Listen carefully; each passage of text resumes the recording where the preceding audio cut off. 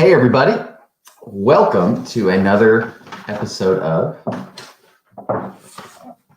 Quarantine Conversations. Isn't this great? I didn't even know they were going to make this. And just a few minutes ago, Heidi gave this to me. So when did you make this, Heidi? I made it after I did my school at home. So we're talking about today. Yeah. Cool. Well, QC stands for Quarantine Conversations, and we talk to unique people that have a unique perspective.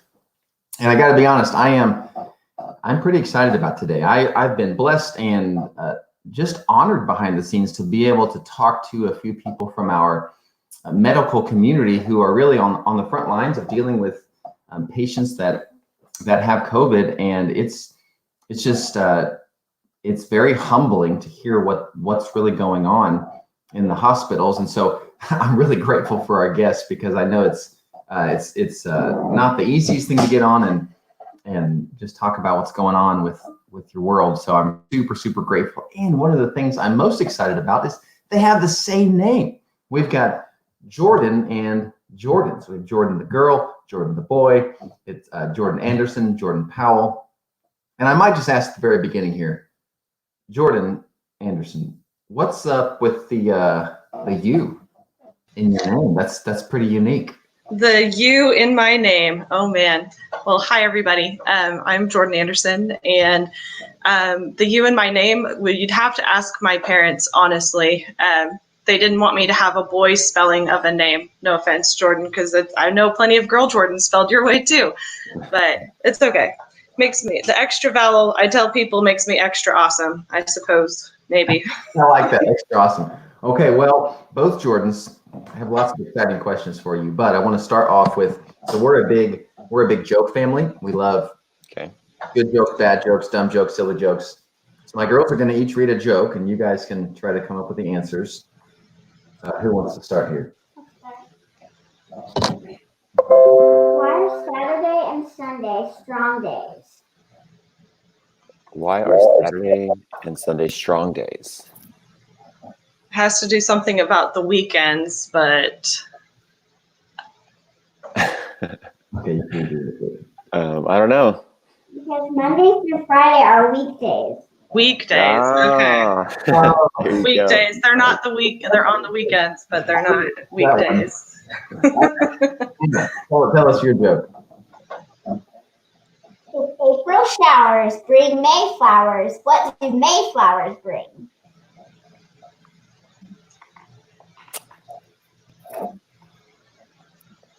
Pollen. I don't know. I don't know. Pilgrims. Pilgrims. That's right. They did bring the pilgrims. That's cute. Nice. All right. Well, Anna and Heidi, thank you guys. They're gonna, I guess you guys, I don't know what they're gonna do. Okay, so let's hop in here. So you guys, you guys have difficult jobs. Let's just start with some basics here. Can you tell us your full name, which hospital you work at, what your job is, and then how long you've worked there? Let's do those. We'll start with, and we'll say Jordan P and Jordan A. I guess that's what we're going to go with. We'll go Jordan P. You can start.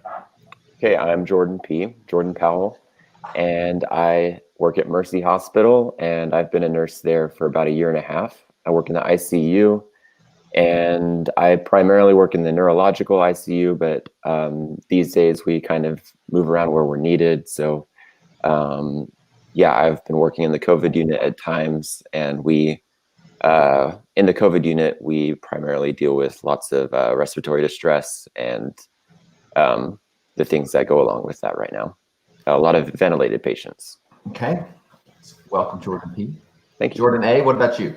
Hi, I'm Jordan Anderson, and I've been a nurse at MRCC Hospital for almost 5 years, about 4.5 years now. I work on 3CD, which is typically normal patients. We are ortho and neuro. Most of our patients have had knee, hip, or back surgeries, but because we're not doing elective surgeries right now, our unit has been converted to basically the COVID rule-out unit. meaning patients who need to be hospitalized. They're not severely sick, but they can't go home. So they come to our floor and, we're taking care of them. I've sent my fair share of patients to ICU to be taken care of by Jordan's team. So Wow. It's been very different, a huge learning curve for me. But at the same time, it's good and bad in different ways. So, yeah. So tell us this, the average person knows that you all do quite a bit to take care of people and help people, but for a lot of people, it's difficult to actually imagine, like, what are you doing in a 12-hour shift? So just take us through some of the normal things that you would do in a given shift where you work. I don't know, we'll start again with, we'll just do Jordan P again. Okay, we just work as a team a lot, figuring out how we can best give care through ourselves, the respiratory therapists, the doctors, the physical therapists, the aides, just the lab, everybody. We try to coordinate that. We do a lot of the daily care, just making sure our patients are clean and just well positioned and not having any other complications. We make sure all the medicines are running okay, and we monitor all the vitals and just notify the doctor if anything is to change or look like it's going to worsen, and just step in and help however we can. And it was kind of hard for me to imagine too what it was going to look like with taking care of COVID patients before I actually did. So it was a learning curve for me too. Wow. Yeah. What about you, Jordan A? Basically, your shift starts by getting report from the day shift nurse. I work nights, so I get report from the day shift nurse on the patients I'm caring for. Basically, throughout the night, you want to keep people pain-free and comfortable, but you still have to meet all other physical needs, not just why they're sick and in the hospital. So they need to eat, they need to go to the bathroom, and how do you do that for somebody who can't just get up and move? With my normal patients, whether they have fractured bones or something like that, it's a lot of teamwork and a lot of pre-planning and trying to help them the best way you can. With my COVID patients, you can't just jump in and out of their rooms because you have to gown up in the masks and the face shield and glove, everything all the protective equipment that we wear. So you're in there for quite a bit of time, and you have to rely on your team to help you get the things you need. So if I walk into the room and say my patient's now running a fever because we're monitoring their vitals so often, now they need Tylenol. Well, I can't just jump out and go grab Tylenol. I have to have somebody teamwork wise bring that to me, or just whatever our needs are. But it's kind of nice because we've set up in our rooms video chat, which is different. So we can actually talk to our patients, at least the ones that are oriented. Occasionally we get a lot that are not oriented, but we can talk with them through, video chat, kind of like we are now. But in and out, you can't just run in and out like we used to. It's a lot of planning about what you're going to need, how can you best meet their needs. And sometimes their needs are not always, like I said, physical or medical. It's emotional too.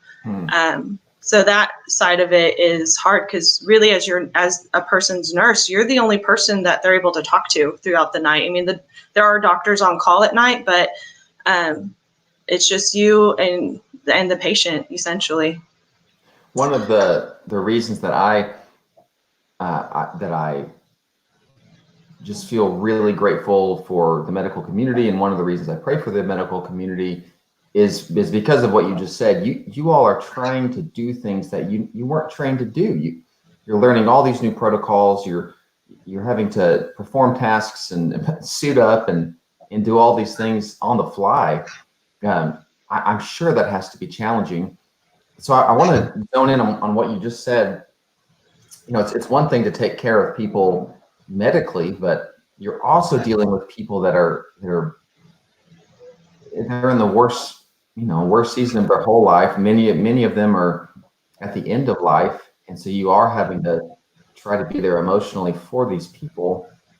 How do you guys go about doing that when you haven't necessarily had the training or background to really be ready to do that? That's a good question. You just pray that God gives you the right words to say to comfort somebody sometimes. Being there is a huge thing, just being present and in the moment. I told you this story last night, and I'll go ahead and tell it to the public, but it's so hard as a nurse when you don't have, like, there's not family there around because of the situation. The hospital's on essentially lockdown, and there's no visitors. So that means if your grandma's in the hospital, you can't be there to hold her hand. You can't be there with them. And so now we're having these conversations over the phone, which I'm terrible at talking on the phone, but trying to explain what's going on to somebody who's not there to see it. It's really hard. You just never know if you can say the right thing or not. But you hope that what you're saying is helpful. But like those patients, you're there for them. You have to be present. We recently had a patient pass on our unit that was a COVID rule out. Turns out she was negative, but she was at the end of life. She was already on hospice and being cared for, but she was admitted to the hospital as a COVID rule out, metastatic cancer, and we were trying to keep her comfortable and doing everything we can to keep her going, but family couldn't be there, and it was so hard. So I was the charge nurse on the unit that night, and the nurse that was taking care of her, we were in there together. The only thing we could do was just pray and hold her hand as she passed, and we were hoping family could come, but they couldn't get there in time, and it was really hard. It was very, very hard. Wow.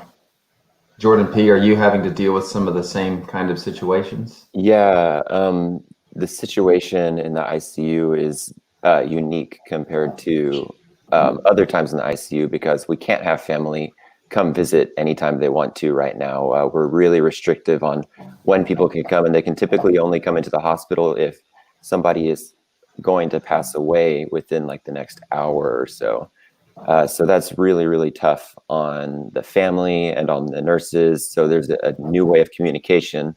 For where I work, usually our patients aren't awake enough to be able to communicate with them directly, but we do communicate with the family a lot.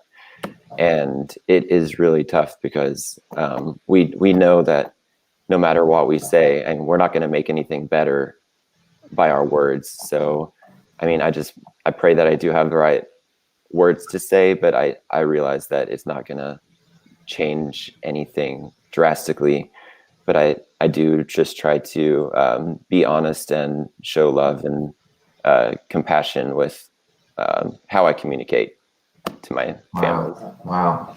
As a minister, I do have plenty of times where I'm with people in pretty dire situations, and that even for me, it's an emotional toll to be with people in grief, or to be with people at the worst moment of their life. But in my context, those don't happen every day. It's every once in a while, and so you kind of gear up for it. It's hard, and then you kind of get through it. I actually cannot fathom what it would be like to be in those emotionally charged situations day in, day out, like you guys are right now. How are you guys coping just being around that much suffering on a consistent basis? It is really heavy right now, especially with how serious COVID is hitting my patient population. And I guess one thing that's helpful is to talk about it with my coworkers, with the other nurses, and just know that it's not just one of us going through this. We're going through it together, and we can relate with each other. So it's really helpful to have the encouragement from each other. So I'm really thankful for that. And I just try to get outside on my days off and enjoy the weather and walk and run and be physically active and take advantage of the good parts of this strange time, and connect with friends and family in a way that wasn't so easy to before, when people don't have so much time. Yeah, I would think that the people on your team would be so valuable. Just nobody knows what it's like other than those people right around you. Mhm. I'm thankful you have a few people like that. Yeah. What about you, Jordan A? How are you coping? Coping, it's hard some days. We have such a close knit team on my unit. It's really, they're just extended family, just brothers and sisters, and that we just get the job done while we're there, and we can laugh, and we've supported each other through this. One of the things Mercy's done in the last week, especially for our unit, they offered a group therapy session, which was more of like it wasn't necessarily like psychotherapy or anything, but it was just like a come together, let's meet and like talk about how we're handling this. Another good thing for me is that I have a husband and 2 kids, and we're tag teaming homeschooling these boys, and so that's a pretty good distraction. Trying to teach long division and fractions and sight words to but doing the homeschool thing I was not prepared for.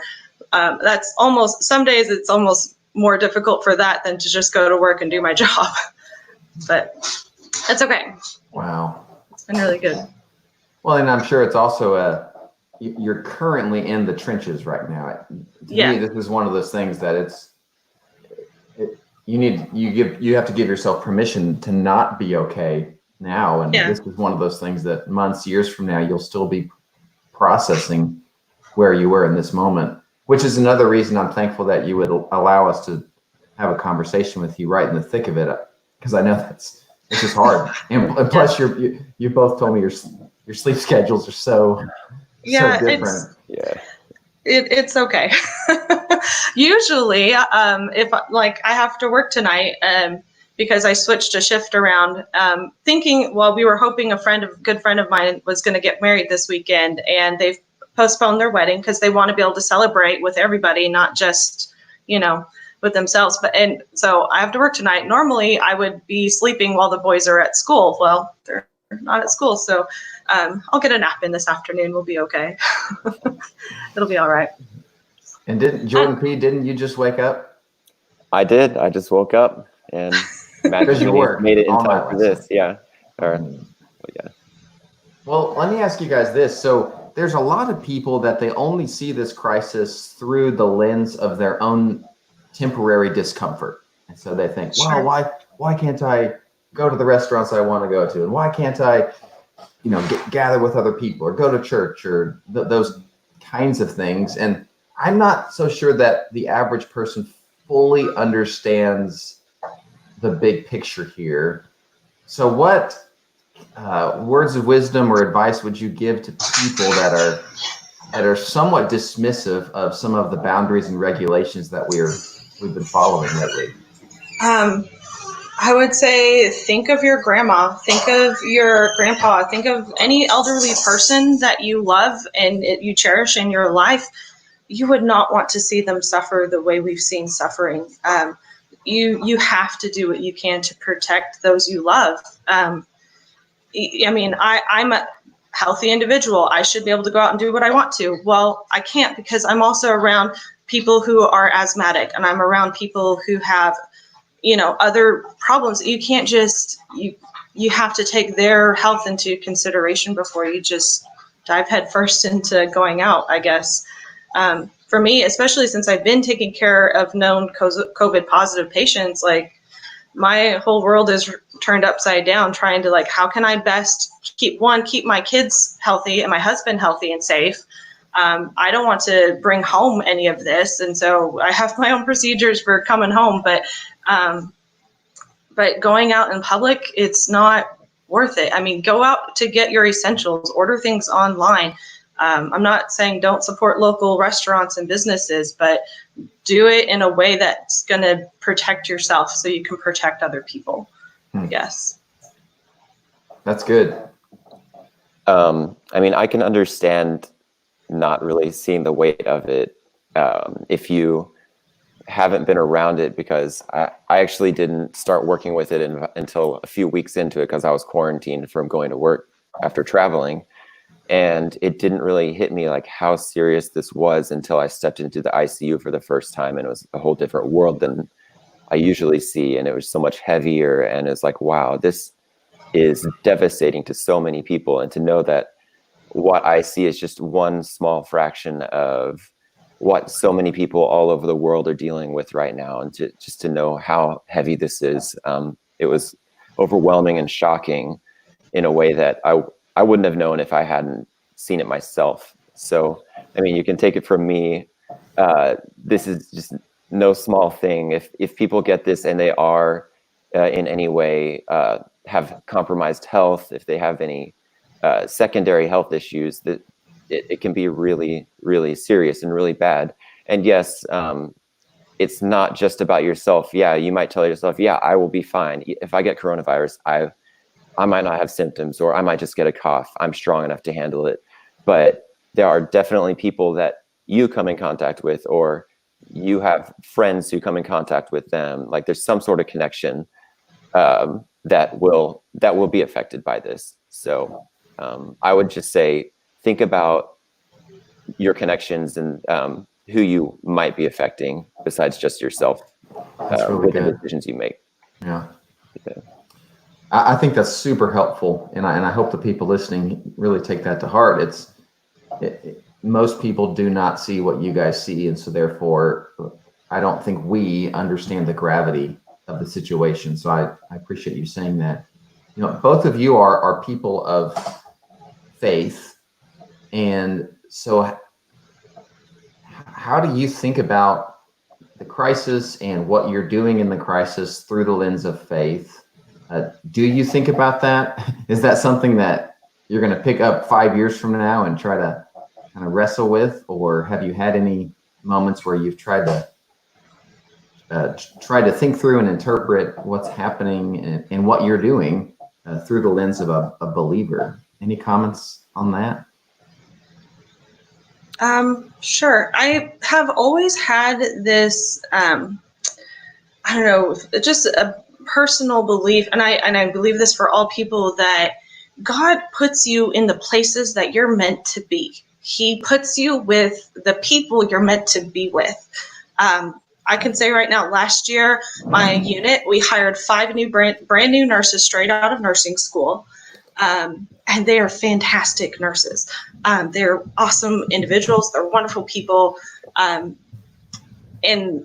without them, we couldn't be doing this. Without the leadership that I have in my unit, I am so thankful that we have what we have, and that, you know, I can only count that up to God, knowing what He was doing, knowing what we were going to be going through, and doing it together. So without God, it would be impossible. Absolutely impossible. But I'm so thankful that I know what I'm doing is what I'm meant to be doing, and that the people I'm doing it with are also full-hearted into this as well. And it's awesome. Wow. Thank you for saying that. I'm thankful that I can serve in the way that I am right now, and I can help. That's really good. And I guess I haven't had a chance to really process and figure out what this really means. I think it means a lot of different things for a lot of different people. Yeah.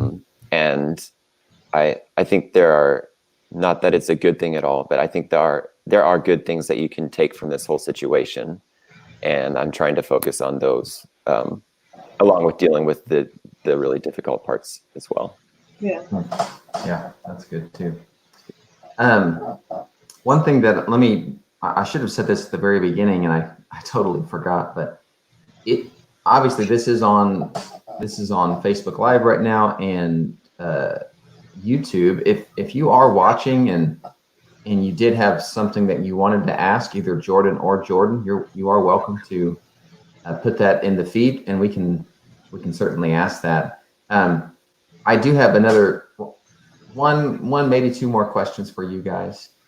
One is this: so anytime there's a big crisis, one thing that happens is there's a lot of people that want to help and they want to express their gratitude, but they don't really know how to do that. I have talked to a lot of people and they've said something like, Phil, I'm so thankful for our doctors and our nurses and our first responders. I wish I knew a way to show them how much I cared and how grateful I am.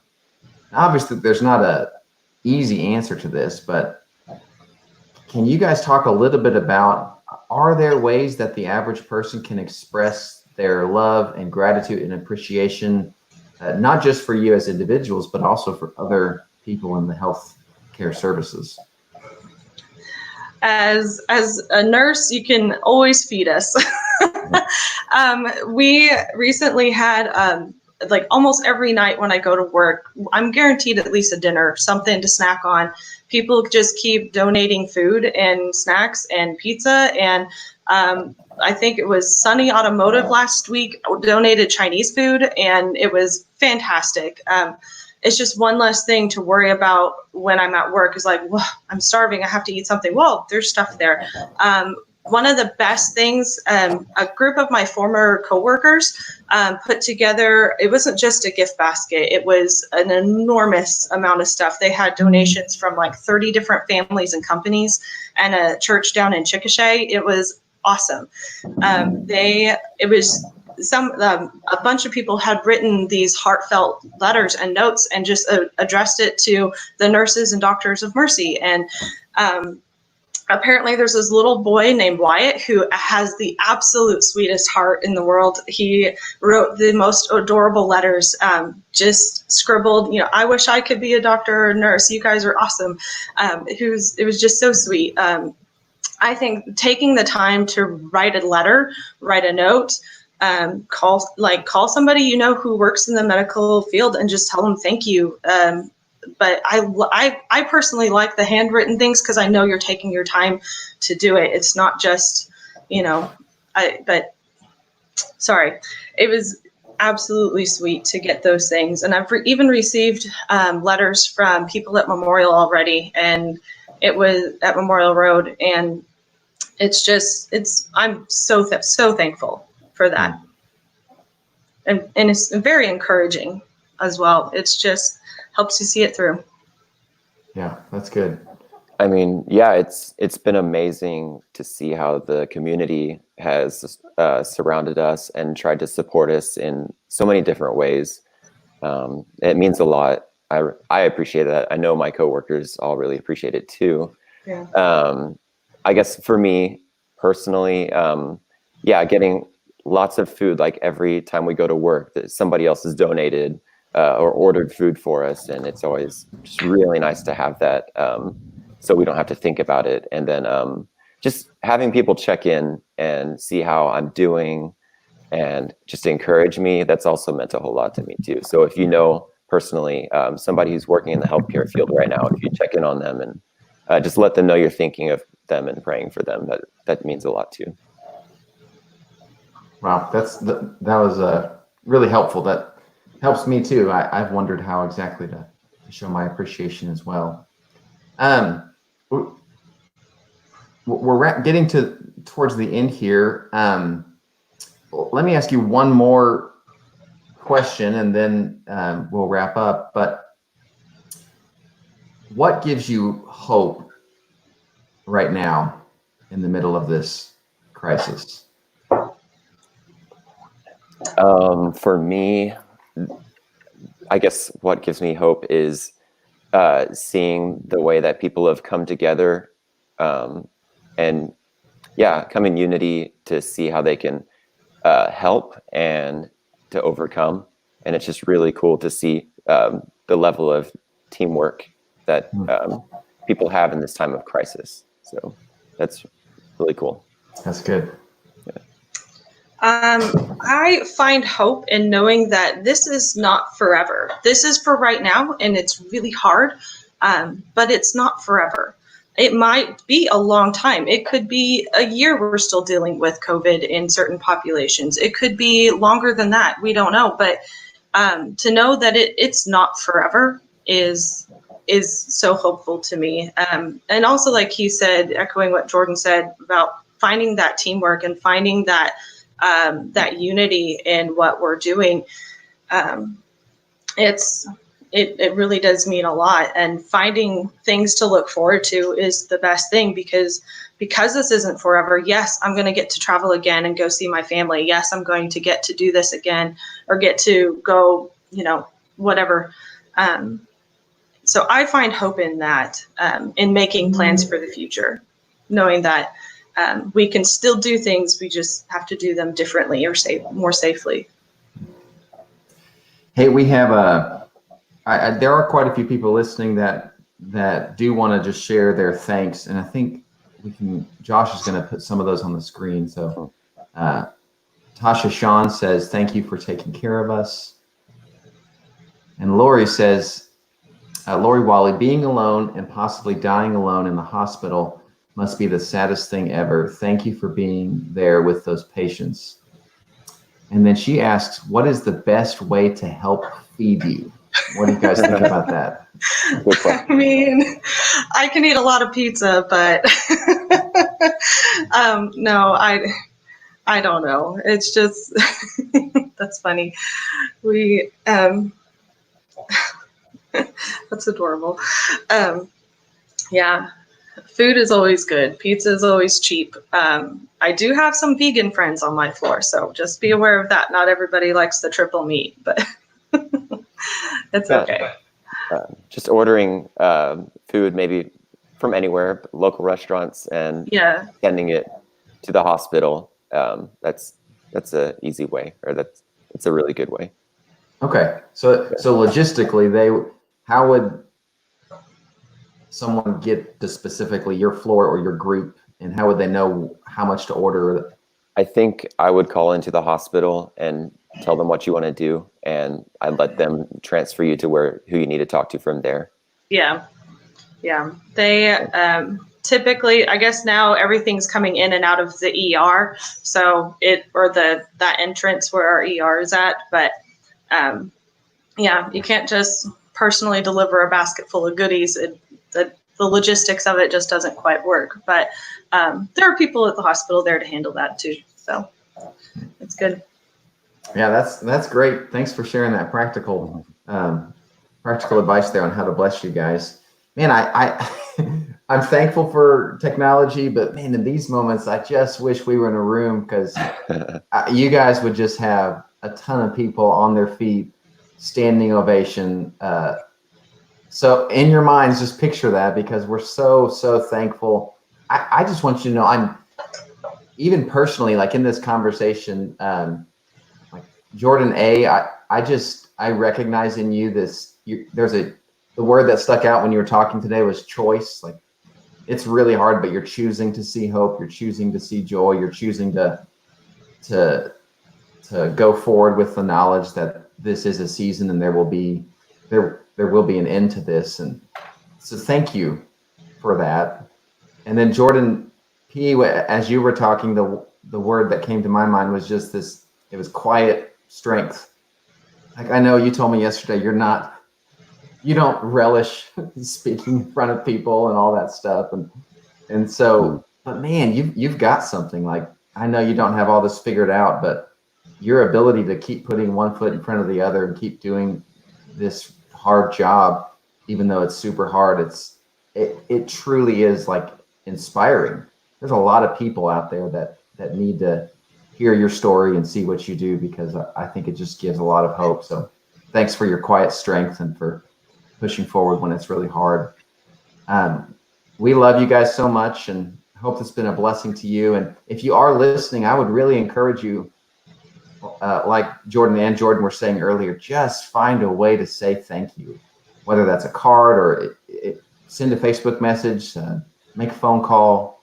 Let's find a way to say thank you to these people, because they deserve our appreciation. Jordan, any final thing you want to say as we close? Just thank you for letting our voices be heard. I really do appreciate it. I really do. I find it encouraging to talk, even though I've never met Jordan Powell before. Hi, we'll be friends later. It's encouraging to know that there's people of faith and people that surround you, and doing the hard work together is just, it's awesome. It's really good. Cool. I know that so many people are already doing so many things. I just want to say thank you for Yeah. the way that you guys are serving and being imaginative and creative and thinking of ways to help each other out right now. Mm-hmm. Well, thanks for saying that. And that's a good point. You guys represent hundreds of people. Yeah. And we do want them to be appreciated as well. And by the way, in preparation for this, I did talk to quite a few other medical people that, for a variety of reasons, did not join the call today. But man, they're doing great work. So to all the doctors and nurses and medical people, thank you. We love you. And we're just super grateful for the work you're doing. Next week, we'll have another episode, same time, Thursday at 1 o'clock. And we hope we will see everybody back next week. We'll talk to you guys later. All right. Thank you.